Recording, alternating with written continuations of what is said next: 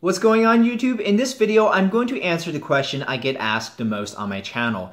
Is it more worthwhile to build a custom gaming PC or buy a pre-built gaming PC? Now, seeing as I do a lot of PC building guides on my channel, this could have been a 10-second video, but to make as informative a video as possible, I decided to look at the larger picture of different gamers with different goals. The value of a pre-built gaming PC has become a lot more relevant recently, with Valve releasing preliminary hardware specifications and a release date window for their Steam machines. Around this time, most gamers are starting to save up for their builds, but still have to decide to invest that money towards parts for a custom build or put that money towards buying a pre-built PC.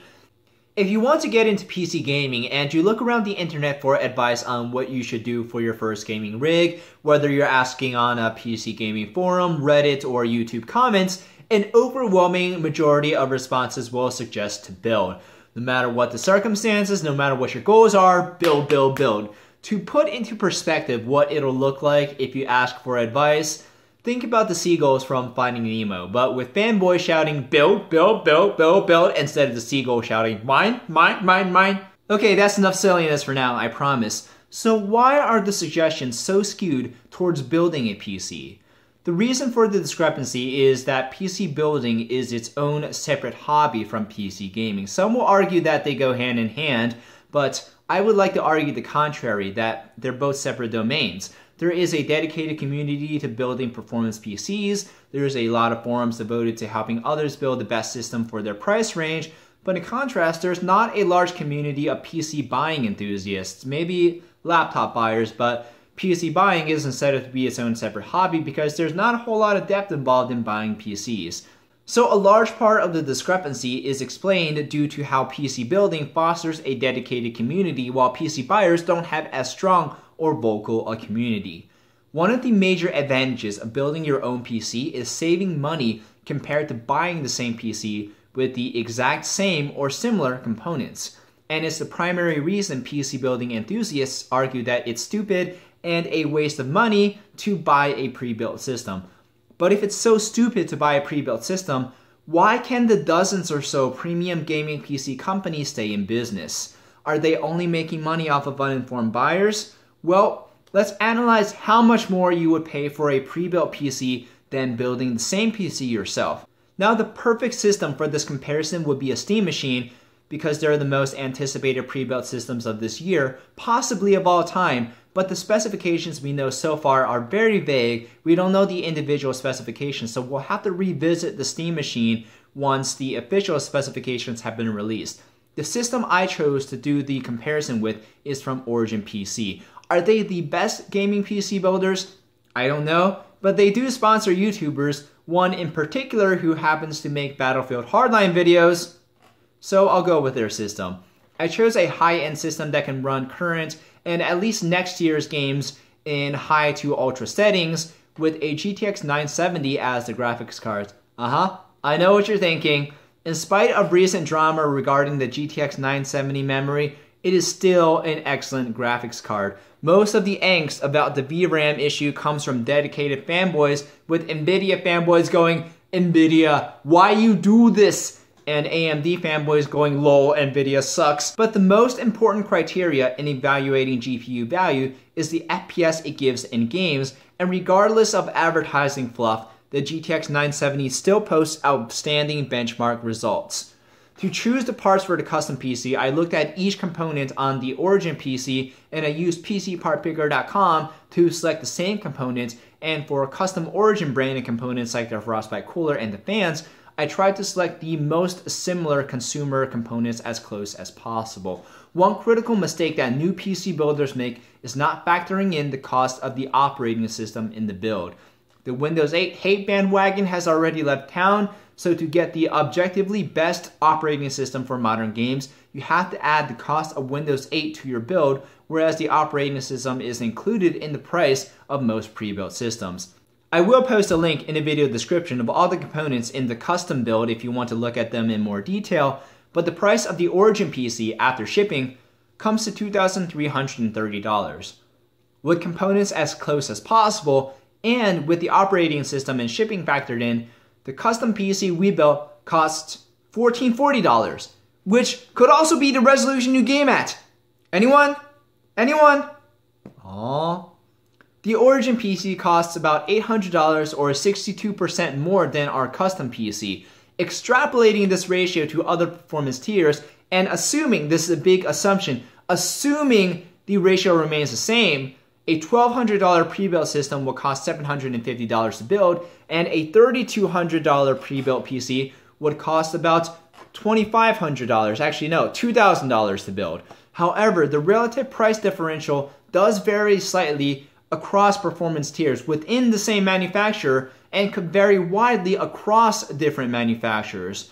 Talking about each performance tier and each company would take way too long for just one video, but I've shown you PCPartPicker.com, the best tool for you to use to build your own PCs. Speaking generally, you can expect to pay 50 to 100% more for a pre-built system compared to building it yourself. However, the cost of a lower cost is the required time to learn how to build a PC.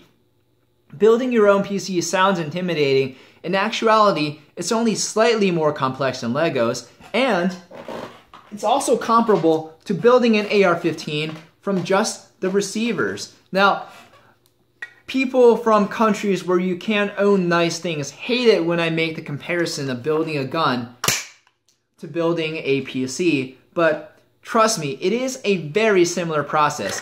You don't need programming or engineering experience to learn how to build a PC. Like I mentioned above, PC gaming, PC building, and even computer programming are all separate domains, and you don't need experience in one domain to succeed in another. There are a lot of excellent, detailed, step-by-step guides to build a PC. There may even be some on my channel. Hint, hint. But whether you prefer to watch a video or read a manual, PC building is more accessible than ever. Depending on the complexity of your first gaming rig, I estimate that it will take 3 to 5 hours to conduct research, read or watch guides, and select the parts for your rig, and another 3 to 5 hours to complete the assembly. For 6 to 10 hours of total work, unless you're a doctor or a lawyer, from the money saved versus time perspective, it is worth investing the time to save $500 to $1,000 depending on your performance tier. It goes without saying that you save time by buying a PC that's been pre-assembled, but you lose out on knowledge and experience. If you build your PC yourself, you set yourself up to be able to upgrade components in the future. Also, in future builds, you can expect to spend much less time on research and assembly. From what I can think of, the most significant advantage of buying a pre-built system is that the entire system, instead of just individual parts, is under warranty, and it'll work when you turn it on and you won't have to undergo any configuring or troubleshooting. This is where I think a lot of the market for pre-built system falls. For the most part, people aren't stupid, and that's for the most part. They know that pre-built systems are going to cost more than if they built the system themselves. Even factoring in the amount of money saved, this group of gamers doesn't care how easy it is to build the PC. They'd rather pay the extra money and just jump right into gaming with the peace of mind that everything will work. However, for the rest of the prospective PC gamers, the full system warranty is only a slim advantage when you buy a pre-built system because the defect rate of buying individual components is very low and RMAs and returns are usually hassle-free. Making returns could slow your build process to take several weeks, but most pre-built systems do have a lead time before they ship, so the time before your system is completed kind of balances out. But what I feel could be a balance between the dichotomy of building a PC versus buying a PC is buying all your own parts and paying an assembly fee. If you have a friend that knows how to build a PC, they would probably build it for you for free because it's so fun. But any good friend probably wouldn't charge more than a Starbucks gift card or a box or two of ammo. Some of my friends are also into guns and PCs too. So if you also live near a micro center, you could also buy parts from them and pay them to build the system for you.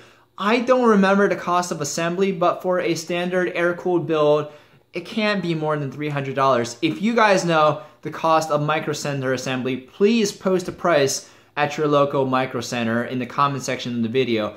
The great thing about Micro Center is that they do price match Newegg and other large online retailers. I highly recommend going to Micro Center even if you just want advice on a few parts or just want to look at a few parts in person before you buy them, because the staff I work with are all very helpful and informative, due in a large part to how they're paid by commission. In summary, the talking points in my video strongly support building your own custom PC. I try to be as objective and comprehensive as possible, but no human on this planet is without bias. So there are some points I may have missed. If you can think of any major point I missed, please post it in the video comment section. But I hope I've given enough information for prospective PC gamers to decide on whether to build a gaming PC or buy a pre-assembled PC. I will revisit this topic once Steam Machine final specifications have been revealed. But in the meantime, if you enjoyed this video, please leave a like rating and subscribe to my channel for more PC gaming videos and occasionally gun reviews and stuff. Yeah. So, thank you guys for watching. My name's David, and I will see you next video.